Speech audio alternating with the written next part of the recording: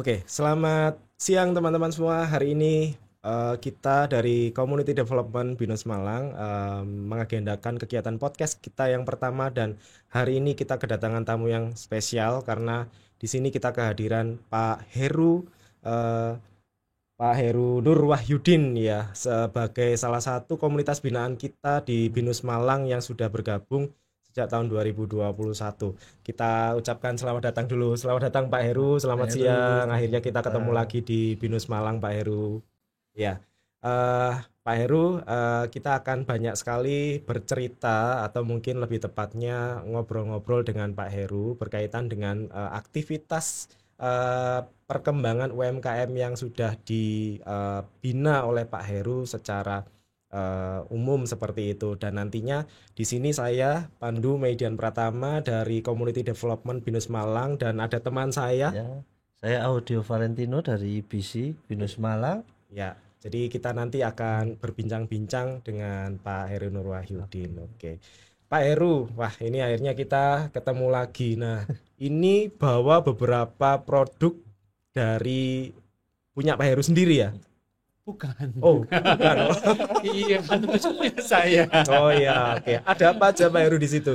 Oke, ini salah satu produk unggulannya kami dari Superhero. Yang pertama kita mengangkat ikon Malang, di mana Malang ini salah satu kota tujuan wisata.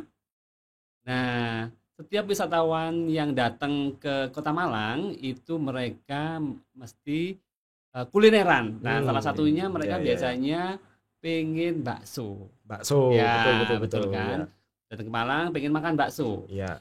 Nah, kita inovasikan bakso Hmm, yang berkuah hmm, menjadi sebuah oleh-oleh yang praktis. oke. Nah, jadinya ini dia. Oh, jadi ini. Malang Authentic Meatball Chips. Oh, luar Nah, biasa. Kasih tepuk tangan. Jadi ini sebuah inovasi ya untuk Ya, oleh-oleh khas Malang. Tapi ini kan salah satu produknya. Kita mungkin ingin berkenalan dulu sih dengan Pak Heru, dan mm-mm. mungkin bisa memperkenalkan diri karena tadi saya hanya memperkenalkan diri sesaat saja, dan mungkin menjelaskan tentang Super Heru ini apa sih Pak Heru. Monggo silakan. Oke, baik teman-teman semuanya, selamat siang. Apa kabar semuanya seluruh Indonesia? Binus di seluruh Indonesia, Iya, betul Binusian ya, betul. Iya. Binusian ya, Itu sih ya. Binusian. Hmm.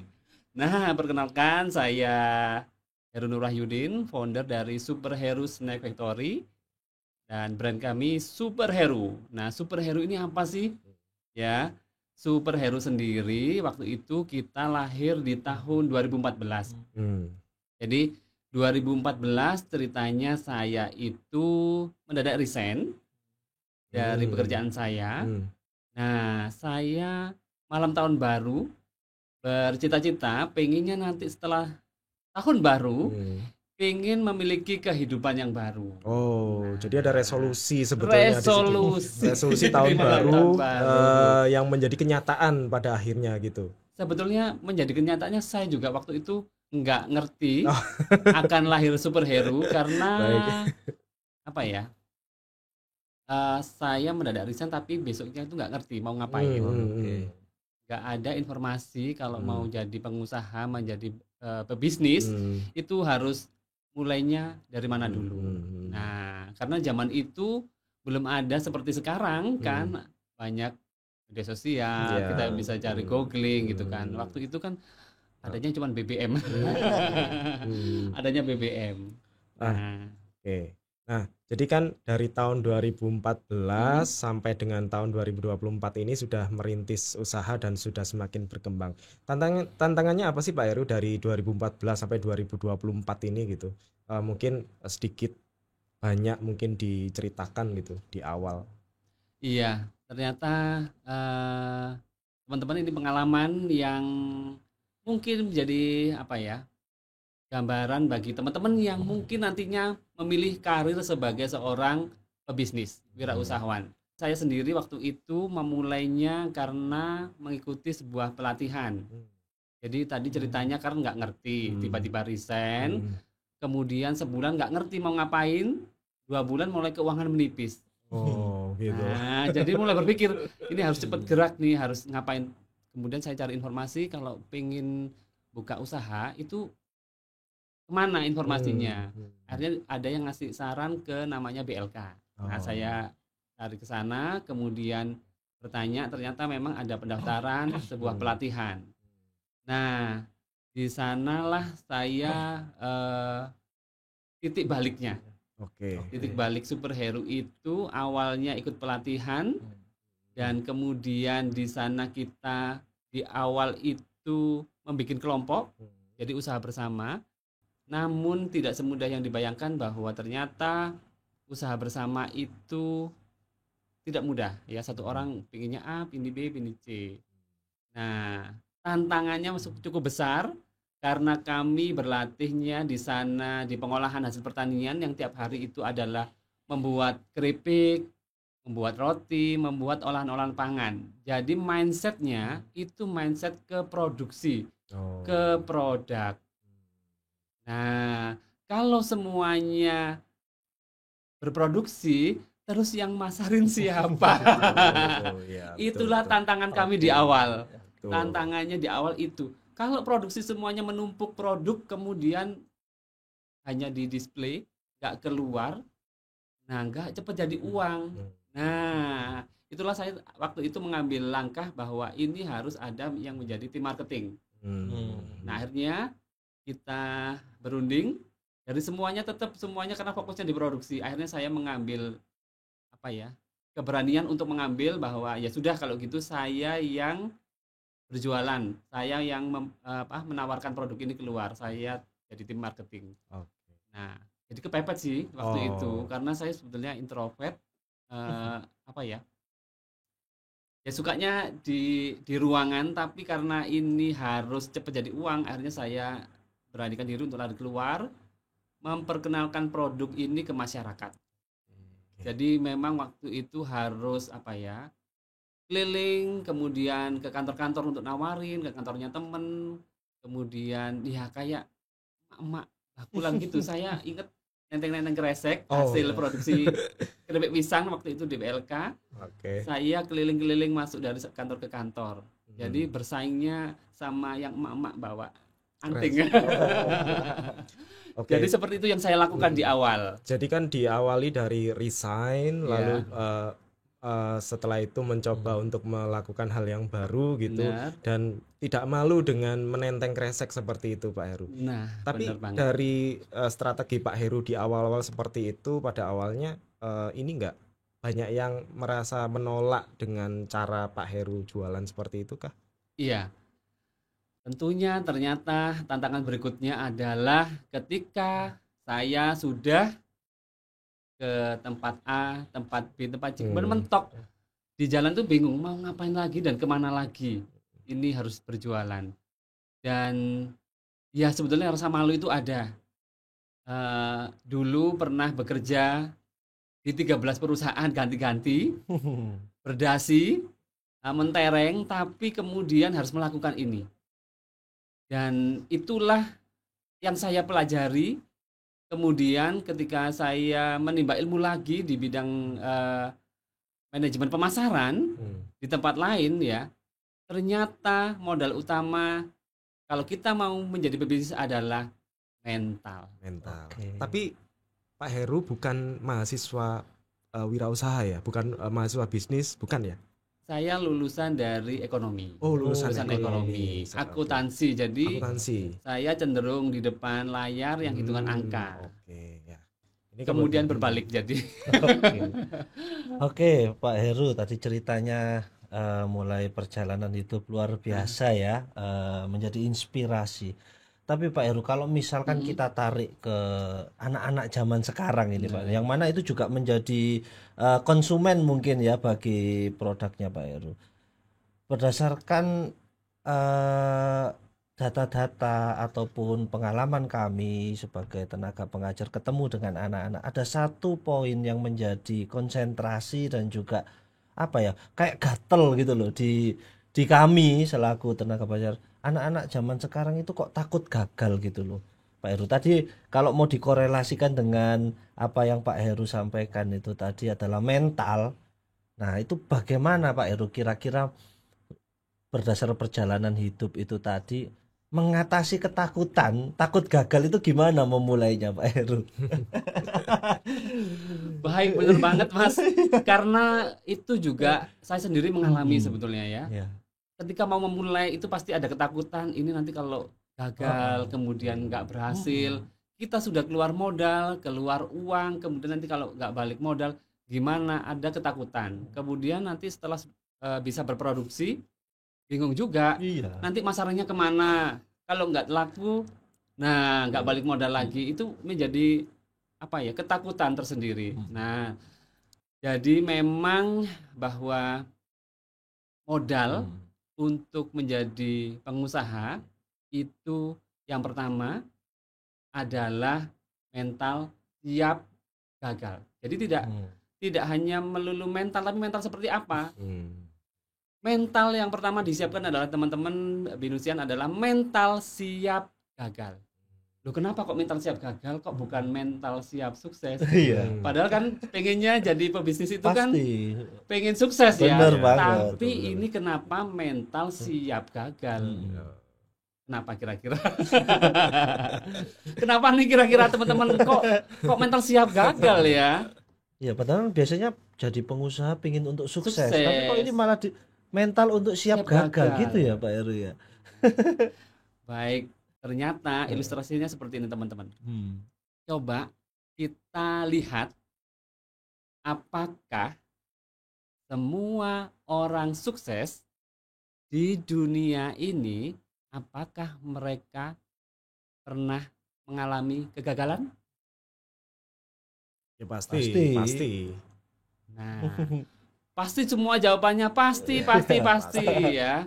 Nah, untuk itu bedanya kenapa si A sukses, kenapa si B gagal?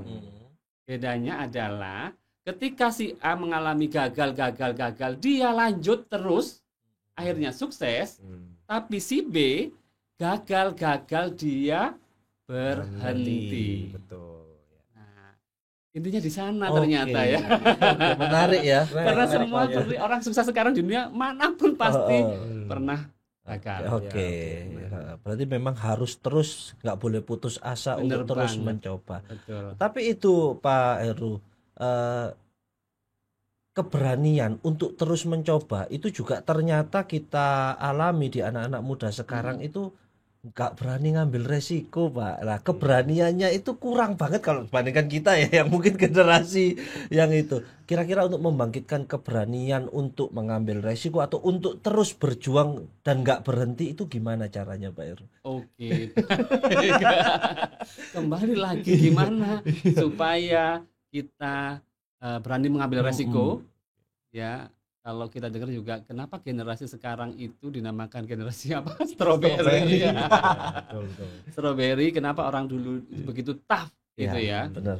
Nah, gini, bahwa ingat teman-teman, apapun yang dilakukan, mau pilih bisnis, mau pilih jadi karyawan, mau pilihan jadi apapun kita, itu semua kembali ke kita masing-masing. Ya. Dan kuncinya adalah apa? Bikin dream, mimpi, dan jangan takut untuk bermimpi besar. Ketika kita sudah memilih jalur, entah jadi karyawan, entah jadi pengusaha, nah mimpi apakah, dream apakah yang mau kita kejar, yang mau kita wujudkan? Kalau kita nggak punya itu, pastinya setiap mau nyoba bikin bisnis, apapun itu, selangkah dua langkah, karena nggak punya tujuan, nggak punya dream, nggak punya mimpi, pasti. Nah, ya udah, aku kan ini cuma coba-coba, udah deh, nyerah gitu kan, atau ngandalin ortuku kan tajir ya, kaya raya, tajir melintir, jadi ngapain sih aku capek-capek, udah aku gagal ya udah, nanti next dicoba lagi gitu ya. Tapi karena kalau teman-teman Binusian pasti punya mengejar mimpi yang besar, apapun itu resiko macam-macam, mau gagal mau ini, kuncinya apa? Lalui saja prosesnya. Oke, keren ya ternyata yang disampaikan oleh Pak Heru. Mimpi itu menjadi salah satu kunci. Benar. Lantas ini Pak, ada pertanyaannya kemudian berkembang tadi dari generasi strawberry takut untuk mencoba, keberanian, terus kemudian dijawab dengan mimpi.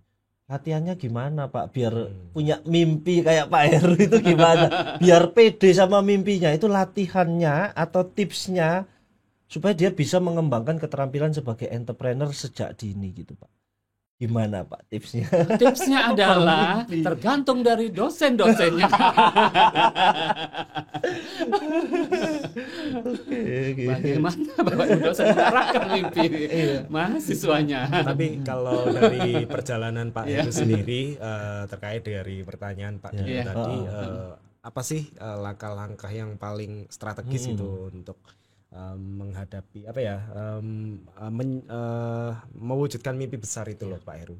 Baik, jadi dream, mimpi, kan mimpi itu gratis ya. Betul. Jadi kalau saya pelajari mimpilah, kenapa kalau ada pepatah mimpilah setinggi mungkin, karena kalau ada belajar-belajarnya itu kita masih mending gitu kan, daripada kita mimpi aja nggak berani padahal gratis gitu kan. Kemudian atau bermimpinya tanggung-tanggung, ketika mungkin nggak berhasil atau jatuh jadi malah ke bawah.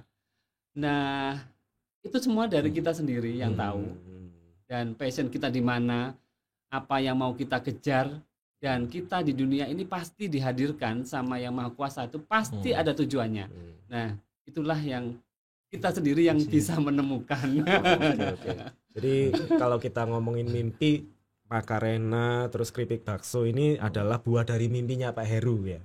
Mungkin salah satunya ya. Iya. Jadi sebetulnya kalau saya pribadi mimpinya memang pengen memiliki sebuah brand yang nantinya itu bisa global.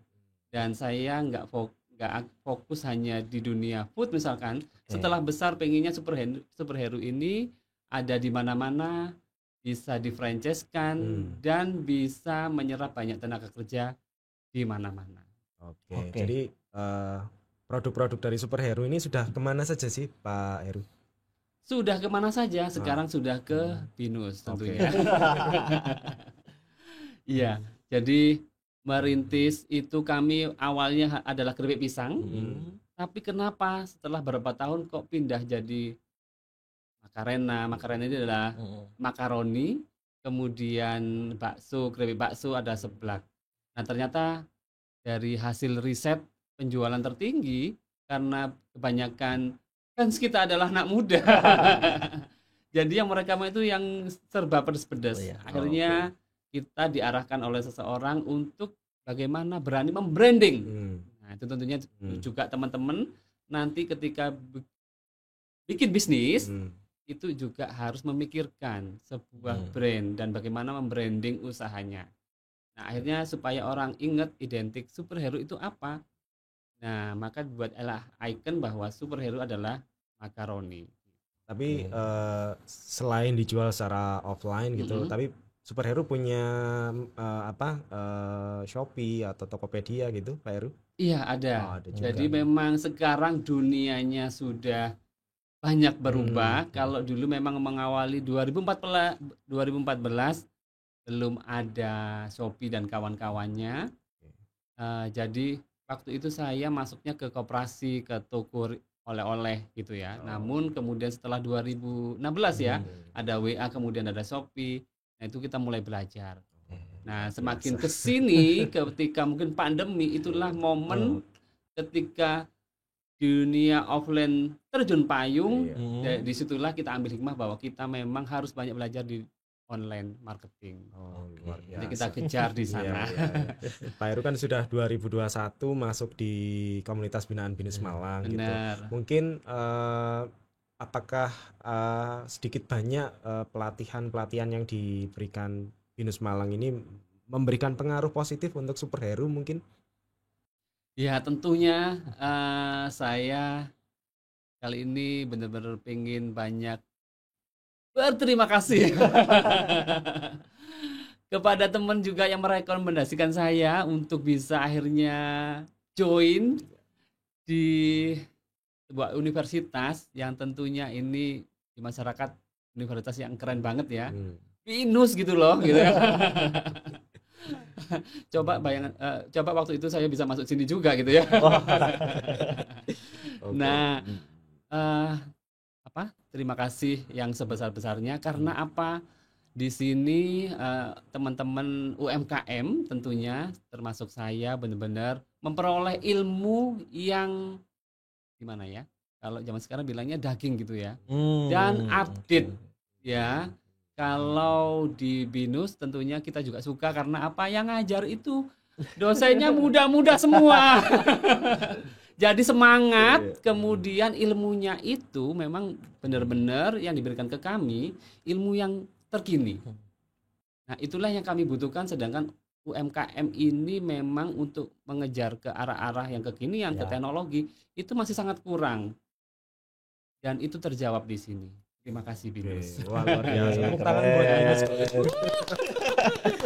Nah, tadi sudah menyampaikan beberapa hal tentang produknya Pak Heru, sejarahnya mungkin gitu ya awalnya gitu, lalu produknya Pak Heru, lalu kita juga membicarakan masalah generasi stroberi gitu.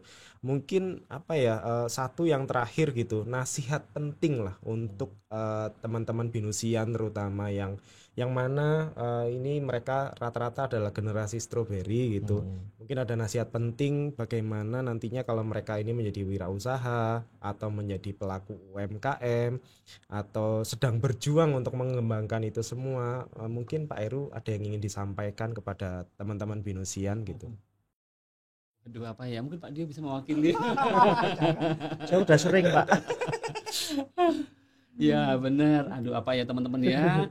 Saya sendiri sebetulnya Super Heru masih dalam taraf development ya, terus bergerak maju ke depan. Jadi menurut pengalaman kami bahwa teman-teman ketika benar-benar memang pengen jadi seorang pebisnis, pengusaha, wirausaha, apapun itu ya, yang pertama tadi ya, modal utamanya adalah mental siap gagal. Ya, mental siap gagal. Karena kuncinya apa? Semua orang sukses pasti pernah gagal.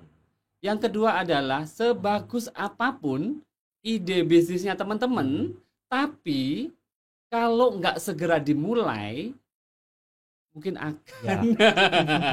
Kuncinya adalah segera mulai ya. Kenapa si A lebih sukses, si B belum? Karena apa? Si A idenya bagus, idenya luar biasa, ide bisnisnya keren banget, tapi hanya sekedar ide, hanya di angan-angan, tidak dieksekusi. Tapi si B mungkin ya, idenya sederhana, tapi dia eksekusi. Bisa jadi si B bisa sukses duluan. Dan yang terakhir adalah teman-teman tidak perlu mulailah istilahnya. Jadi mulai aja duluan, nggak perlu nunggu perfect, ya, nggak menunggu luar biasa. Tapi teman-teman harus segera mulai untuk menjadi luar biasa. Luar biasa ini berarti ya. Keren banget. Pokoknya keren lah Pak. Jadi sudah bercerita banyak dan mungkin ini menjadi suatu momentum buat teman-teman binusian ketika kita memulai sesuatu jangan hanya menjadi angan-angan gitu ya, dan jangan takut untuk menjadi gagal, karena memang tujuan kita untuk berwirausaha. Pak Dio, mungkin Pak Dio juga sudah sering ngomong ke teman-teman bahwa menjadi wirausahawan itu harus menemui banyak sekali kendala dan kesulitan. Nah, Pak Heru ini mungkin salah satu contoh nyata yang sudah memberikan banyak sekali cerita di sini gitu. Gitu Pak Dio. Oke, luar biasa ya dari Pak Heru itu tadi pengalamannya. Saya yang masih penasaran ini sebenarnya, mungkin nanti kita bicara ya Pak Heru ya di luar ya. Cara memenangkan persaingan dengan emak-emak itu tadi belum terjawab ya Pak Pandu ya. Wah, itu perlu itu karena kita sering bertemu. Kalau di lapangan mungkin sering. Oke, terima kasih sekali lagi Pak Heru ya tadi atas materinya. Sangat menginspirasi bagi kita calon entrepreneur. Dan satu poin pentingnya itu tadi Pak Pandu mungkin menambahkan ya, bermimpi itu penting ya Pak Pandu. Betul. Ternyata ya Mimpi itu yang menjadi catatan, mungkin bisa jadi bahan saya di kelas-kelas nanti. Pak Heru, terima kasih banyak Pak Heru atas waktunya, dan podcast ini menjadi dasar yang sangat menarik ke depannya. Siapa tahu nanti bisa menjadi pembelajaran baru yang luar biasa. Dan buat pendengar setia Pak Pandu, buat pendengar setia, jangan lupa terus ikuti episode berikutnya dengan topik-topik yang tentunya semakin menarik dan juga narasumbernya selalu berganti gitu ya. Oke. Terima kasih banyak Pak Heru. Sekali lagi sudah datang main-main ke tempat kita lagi. Nanti kita akan ketemu lagi sambil kita berharap ada produk baru gitu. Terima kasih sekali lagi, dan sampai jumpa kapan-kapan lagi. Dadah.